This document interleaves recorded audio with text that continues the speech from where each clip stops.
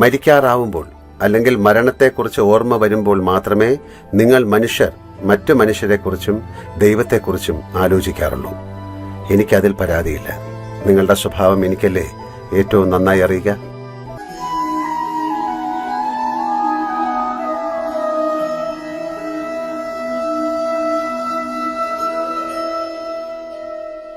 ശ്രേഷ്ഠ വചനങ്ങൾ ഭാഗം 110.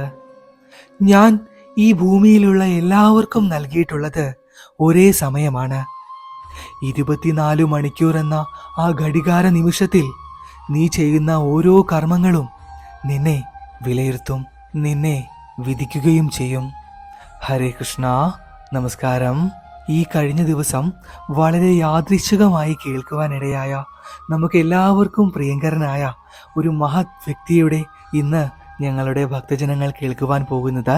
അദ്ദേഹം പറയുന്ന ഓരോ വാക്കുകളും കേട്ട് കഴിഞ്ഞപ്പോൾ തീർച്ചയായും നിങ്ങളും ഞങ്ങളെ സ്നേഹിക്കുന്നവരും അത് കേൾക്കണമെന്ന അതിയായ മോഹമുള്ളതുകൊണ്ടാണ് ഈ ശബ്ദശകലം ഞങ്ങളുടെ ഭക്തജനങ്ങൾക്കായി കൺവേർട്ട് ചെയ്ത് ഇട്ടിട്ടുള്ളത്.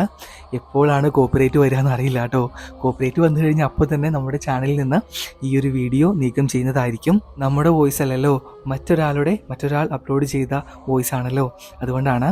അദ്ദേഹം ഏറെ ഖേദത്തോടെ ഇരിക്കുമ്പോൾ ഭഗവാന് ആ അദൃശ്യ ശക്തിക്ക് ഒരു കത്തെഴുതുകയും ശേഷം ആ മഹത് വ്യക്തിയുടെ ഓരോ വാക്കുകളും വായിച്ച ഭഗവാൻ ദൈവം മറുപടിയായി ഒരു കത്തെഴുതുന്നതുമാണ് ഈ വീഡിയോയുടെ സാരാംശം എന്ന് പറയുന്നത്. ഈ ഭൂമിയിൽ നമുക്ക് വിധിച്ച സമയത്തെ പറ്റിയും മറ്റുള്ളവരുമായുള്ള ബന്ധത്തെക്കുറിച്ചും എല്ലാം അത്രമേൽ ശ്രേഷ്ഠമായിട്ടാണ് അദ്ദേഹം നമുക്ക് പകർന്നു നൽകിയിട്ടുള്ളത്. കേൾക്കുക, സ്വയം ഒന്ന് വിലയിരുത്തി നോക്കുക. അദ്ദേഹം പറയുന്ന ഓരോ വാക്കുകളും മുഴുവനായി കേട്ടതിന് ശേഷം ഞങ്ങളുടെ ഭക്തജനങ്ങൾക്ക് തോന്നിയ കാര്യങ്ങൾ താഴെ എഴുതുകയും ചെയ്യുക. ദീർഘിപ്പിക്കുന്നില്ല, ഭഗവാന്റെ നാമത്തിൽ തന്നെ നമുക്ക് തുടങ്ങാം. ദൈവത്തിന്റെ കത്ത്.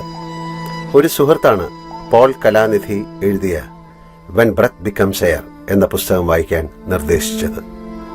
അദ്ദേഹം ഇന്ത്യയിൽ വീടുകളുള്ള അമേരിക്കൻ ഡോക്ടറായിരുന്നു. പ്രസിദ്ധനായ ഒരു ന്യൂറോ സർജൻ. സാഹിത്യവും തത്വചിന്തയും ന്യൂറോളജിയും ഒന്നിച്ച് പഠിച്ച അയാൾ കരിയറിന്റെ ഉയരങ്ങളിലേക്ക് കുതിക്കവെയാണ് അയാൾക്ക് ശ്വാസകോശത്തിൽ ക്യാൻസർ ഉണ്ട് എന്ന് മനസ്സിലാവുന്നത്. തനിക്ക് ഇനി അല്പകാലം മാത്രമേ ഈ സുന്ദരമായ ഭൂമിയിൽ ശേഷിച്ചിട്ടുള്ളൂ എന്ന് തിരിച്ചറിഞ്ഞതിന് ശേഷം ജീവിതത്തെക്കുറിച്ച് അദ്ദേഹം എഴുതിയ പുസ്തകമാണ്. എങ്ങനെ ഒരുവന്റെ ജന്മം ശ്രേഷ്ഠമായി ജീവിച്ചു തീർക്കാം എന്നതിനെക്കുറിച്ച് ചിന്തിക്കാവുന്ന ഒരുപാട് കാര്യങ്ങൾ അദ്ദേഹം പറഞ്ഞിട്ടുണ്ട്. മനം കടഞ്ഞു മാത്രം വായിച്ചു തീർക്കാൻ സാധിക്കുന്നത്. പോൾ കലാനിധി കഴിഞ്ഞ വർഷം മാർച്ചിൽ അദ്ദേഹത്തിന്റെ 37-ാം വയസ്സിൽ മരിച്ചു. ആ പുസ്തകം വായിച്ചപ്പോഴാണ് ജീവിതത്തിലെ സമയത്തെക്കുറിച്ച് ഞാൻ ബോധവാനായത്. എത്ര കുറച്ച് സമയം മാത്രമേ നമുക്ക് ദൈവം ഇവിടെ തന്നിട്ടുള്ളൂ. അതാലോചിക്കുമ്പോൾ സങ്കടം വരും.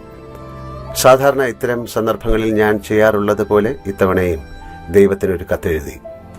പതിവ് പോലെ കൃത്യമായ മറുപടി വന്നു. അദ്ദേഹം എഴുതിയ മറുപടി ഞാനിവിടെ പകർത്തുന്നു.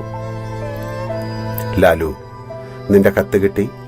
എനിക്ക് നിങ്ങളുടെ പോലെ തിരക്കൊന്നുമില്ലാത്തതുകൊണ്ട് കൃത്യമായി മറുപടി എഴുതാമെന്ന് കരുതി. മരണം മുന്നിലെത്തിയ ഒരാൾ എഴുതിയ പുസ്തകം വായിച്ച് തകർന്നപ്പോഴാണ് ഇത്തവണ നിനക്ക് എഴുതാൻ തോന്നിയത്. അതിൽ തെറ്റില്ല. മരിക്കാറാവുമ്പോൾ അല്ലെങ്കിൽ മരണത്തെക്കുറിച്ച് ഓർമ്മ വരുമ്പോൾ മാത്രമേ നിങ്ങൾ മനുഷ്യർ മറ്റു മനുഷ്യരെക്കുറിച്ചും ദൈവത്തെക്കുറിച്ചും ആലോചിക്കാറുള്ളൂ. എനിക്കതിൽ പരാതിയില്ല.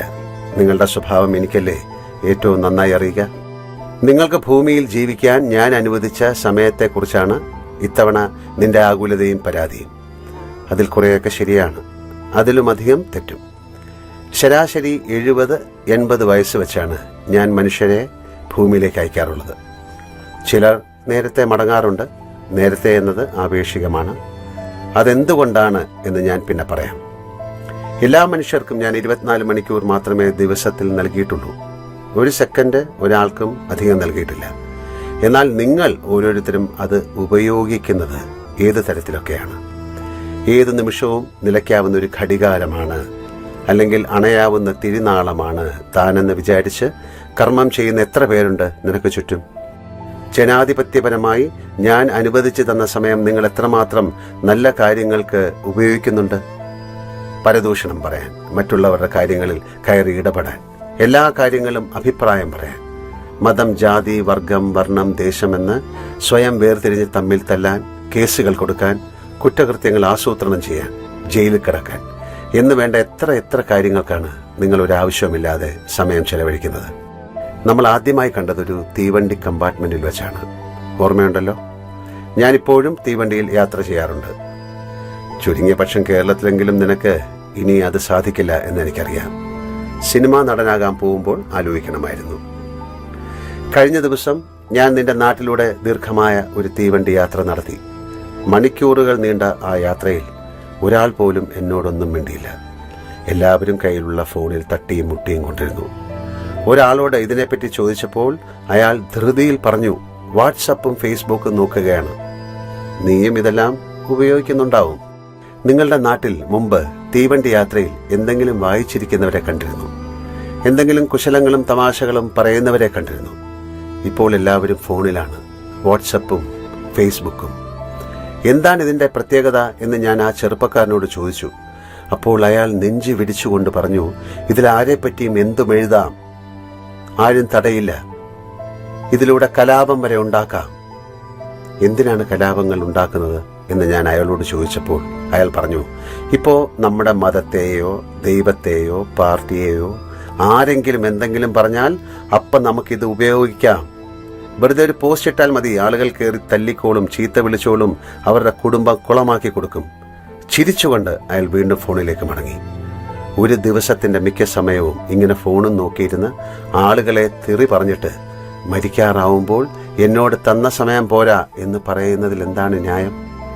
മറ്റൊരു കാര്യം, നിങ്ങളിപ്പോൾ ഏറ്റവും അധികം സമയം ചെലവഴിക്കുന്നത് എനിക്ക് വേണ്ടിയാണ്, എന്നെ പ്രശംസിക്കാൻ, എനിക്ക് ചുട്ടുപൊള്ളുന്ന കോൺക്രീറ്റിന്റെ ആരാധനാലയങ്ങൾ ഉണ്ടാക്കാൻ, എന്നെപ്പറ്റി ആരെങ്കിലും എന്തെങ്കിലും പറഞ്ഞാൽ അവരെ തെറി പറയാൻ, കൊല്ലാൻ, എന്റെ പല പേര് പറഞ്ഞ് സംഘടനകൾ ഉണ്ടാക്കി പണം പിരിക്കാൻ.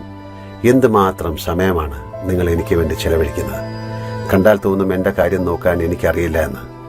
നിങ്ങൾ എന്തെങ്കിലും പറഞ്ഞാൽ അടുത്ത നിമിഷം ഞാൻ ഇല്ലാതാവുമെന്ന്. എന്റെ കാര്യങ്ങൾ ഇത്രമാത്രം കണിശമായി നോക്കാൻ നിങ്ങളെ ആരാണ് ഏൽപ്പിച്ചത് എന്ന് മാത്രം എനിക്കറിയില്ല.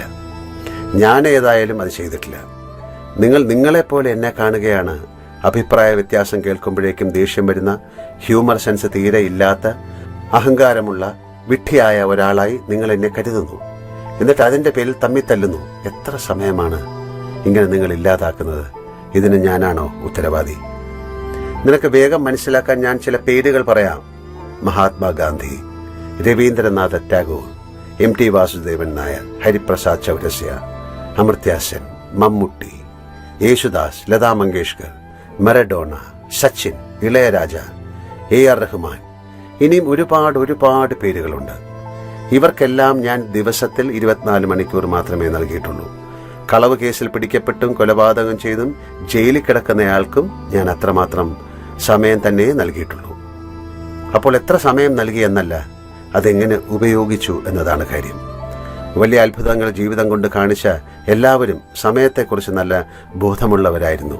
ഒരു തുള്ളി പോലും കളയാതെ അവർ അത് ഉപയോഗിച്ചു, അധ്വാനിച്ചു, നല്ല കാര്യങ്ങൾ ചെയ്തു, ഉയരങ്ങളിലേക്ക് പോയി. ആ ബോധമില്ലാത്തവർ, ഞാൻ നേരത്തെ പറഞ്ഞതുപോലെ, സമയത്തെ ഒഴുക്കിക്കളയുന്നു. എന്നിട്ട് അവസാനം പരാതി പറയുന്നു. ലാലു, ജീവിതം എന്നത് ഒരു മരച്ചുവട്ടിലെ മനോഹരമായ മയക്കം മാത്രമാണ്. അത് മനസ്സിലാക്കുക എന്നതാണ് ഏറ്റവും വലിയ കാര്യം. അപ്പോൾ നിങ്ങൾക്കതിൻ്റെ വിലയും അമൂല്യതയും മനസ്സിലാവും. പിന്നെ ഒരു നിമിഷം പോലും അനാവശ്യമായി കളയില്ല. ചെയ്യുന്നതെന്തും സർഗാത്മകവും നന്മയുള്ളതുമാവും. അങ്ങനെ ആവുമ്പോൾ ഓരോ നിമിഷവും പൂർണ്ണമാവും. അത് മനസ്സിലാക്കി ജീവിക്കുക. ഒരാൾക്ക് മറ്റൊരാളെ ശാരീരികമായും മാനസികമായും ഉപദ്രവിക്കാൻ അവകാശമില്ല. എന്റെ കാര്യങ്ങളിൽ ആകുലരാവാതിരിക്കാൻ എല്ലാവരോടും പറയുക. പ്രപഞ്ചത്തിന്റെ മൊത്തം കാര്യം നോക്കുന്ന എനിക്ക് എന്റെ കാര്യം നോക്കാൻ അറിയില്ല എന്ന് പറഞ്ഞാൽ അല്പം ബുദ്ധിയുള്ളവർ നിങ്ങളെ പരിഹസിക്കും. അതുകൊണ്ട് എന്നെയും ദുഷ്ടചിന്തകളെയും വിട്ട് സ്വന്തം ജീവിതത്തെ നല്ലതാക്കാൻ ശ്രമിക്കുക. തുടർന്നും അദ്ദേഹം കുറേ കാര്യങ്ങൾ എഴുതി. അത് ഇനി ഒരു അവസരത്തിൽ പറയാം.